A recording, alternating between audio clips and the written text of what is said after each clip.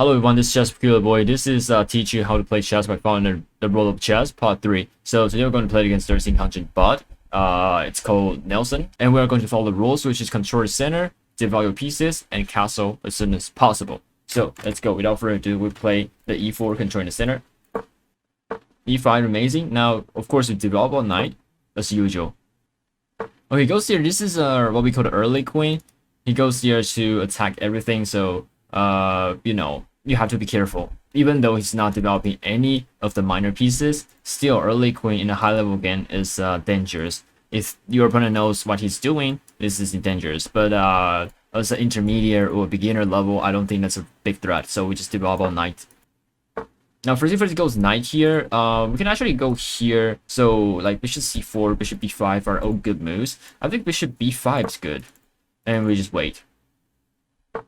Now he goes here. Wow, this is what I call the fin cattle the bishop. You make it like a b3 move, g3 moves to fin cattle the bishop. Then the bishop has a very good diagonal to attack your this strong diagonal to attack the queen, the rook or something like that.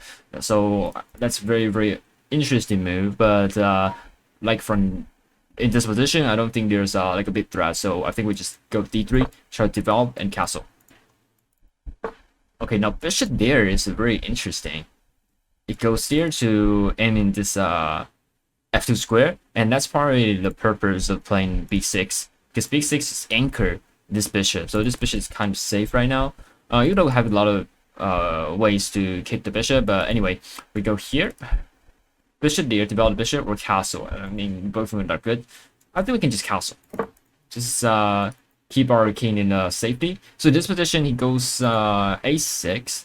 I'm considering just to take, because knight d4 is really tricky move. You can't really take back the knight there, yeah. So this knight can jump into like a lot of important squares, which is b4, d4. So if you can trade the knight with the bishop, I think it's probably good for this. So I think we just take. Now the hardest thing, one of the hardest things in chess is to realize that which pieces that you are going to take.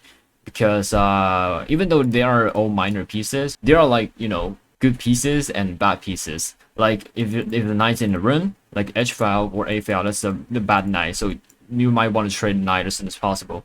And if the bishop's blocked here, and the bishop's blocked with the pawn, let's imagine this bishop's here. It's blocked with the pawn, and there are a lot of pawns on the light square. So if the bishop is on the b7 square, this is what we call the back bishop. So that bishop is doing nothing. So you have to, you know which pieces are good, which pieces are bad. That's really hard thing to do in chess. But anyway, we're going to develop as usual. Now queen there, very interesting move. Then we can try to open up the center, but our knight, you can see, has not much square to go to. We can go knight e2, try to reroute our knight, and you know, do something. Knight e2 is good. Yeah, I think knight e2 is good because currently knight is going nowhere. We could basically try to attack the bishop, but as you can see, bishop d4. Yeah, you can see this bishop's blocked. So if we can try to attack the bishop has to choose which square to go to. So knight a4 is a good move, but yeah, we can try that. Knight a4, and maybe there's bishop b4. Okay, bishop there. We can considering to take the bishop. We can even but we have to be careful. If you take the bishop, you take back with the pawn. Now knight has no square because this pawn on the d4 square is controlling the c3 square. So we have to be a little bit careful after the take back. Like let's see, calculate take. You have to make a room for the knight. Yeah, just be a little bit careful. Just a little bit careful. So that bishop there is tricky, but we can take the bishop when we want. So I don't think that's a big threat. I think we can even go c3, you know, to try to chase the bishop. The bishop has to make a choice because bishop has not much squares to go to. c3.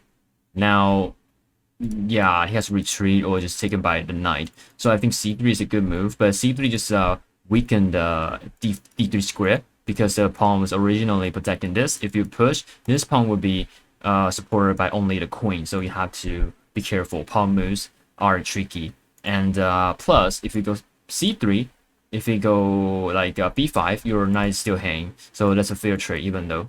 Yeah, so we can try c3. Okay, bishop back. Now we can take the bishop with our knight, but I think not now, because the bishop is basically trapped there, so we're not rush to take the bishop. Wait. You see that? If you goes like b4, the bishop is totally trapped. There are no moves for the bishop, but basically if we go b5, it opens out the bishop and attack the knight at the same time. Yeah, I think we do this. If he goes here, we take, that attack the queen, right? Let's calculate again. Okay, maybe I'm just being too fast. If I go here, he attacks your knight, right? But if you take, it's attacking the queen. The queen has to go. You can't take by the pawn because it's protecting by the knight, even though the knight is hanging, but it is protecting. So if we go here, he goes here, we take, the queen is under attack, be careful. The queen has to go. Now our knight is safe. How about that? The idea is good, right? So let's try that. So go here. Now he goes here very smart to attack our bishop, but still the same thing. We can take. He has to react to the take because the c5 pawn is attacking the queen. So we take, of course, obviously. Now queen has to go. Then we can retreat our bishop, and bishop is very good. So the question is, where do we put our bishop? Is h4 square? Is e3 square? Which one's better? I mean, you can go h4, but the bishop is not doing literally nothing because you can see this. If we go here and g3, this is blocked by the 2 pawns. But if we go here, even though he pushed, we can try to open out the center and try to open these 2 diagonals and try to do something. I don't know. I think bishop e3 is better. Yeah, compared to the h4. Yeah, so let's go bishop e3. And if he takes, I can take back the knight. Yeah, he pushed. Of course, retreat. Why not? Now to go bishop there. Now everything happens on the dark square if we go d4. So we just ignore the bishop and try to open up the center. Okay, castle here, very smart. We can't take, our queen will be hanging. So in this position, we can just try to we can go queen c2. Yeah, because everything is protecting the d4 square, and we can try to push. Okay, goes there, nice. And it's time for our rook to do something. So I mean, probably rook f d1. The reason why I don't play the rook a d1 is because this structure is pretty weak. We can try to go a4 and try to open up this a file. So I will consider to go rook f to d1 and try to open this up. It goes here. Let's see. We calculate. We don't rush. Go here. Takes back. We take back. Bishop takes back. Right now we don't have any attacker to attack the d5 square, so we have to add another attacker. I would say probably knight d3, knight b4, very beautiful maneuver, and we are attacking the a6 square at the same time. So knight d3 is a very good move, and knight b4 next move. Okay, goes here. Now we can go knight b4. Oh, he goes here. Wow. So first thing first, we can take because this queen will be attacked by the rook, and the d file is ours. Very amazing. This is why you should put your rook on the semi-open file, open file, whatever that is. Take. Okay, queen goes somewhere. If we take this pawn, we helps him to develop the knight because he can take back the knight. I don't like that. So maybe we can try to be more, let's say aggressive. We can take. If queen takes, here's a beautiful fork. So let's do this. Why not?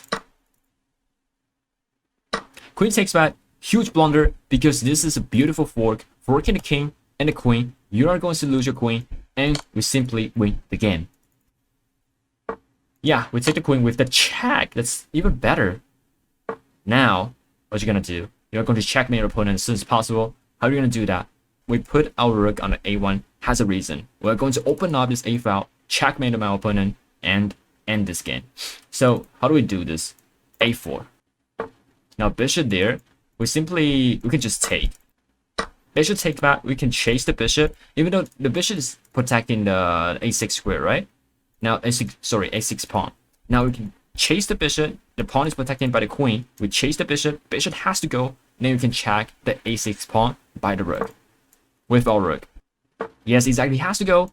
Check. Now, what are you gonna do? Now, I think there are a lot of checkmating ideas, but we can go for the simplest one, which is queen b2, queen b3, queen b1. Everything's great. Queen b, I think queen, yeah, queen b3. Now the king is forced. Okay, that's also a move.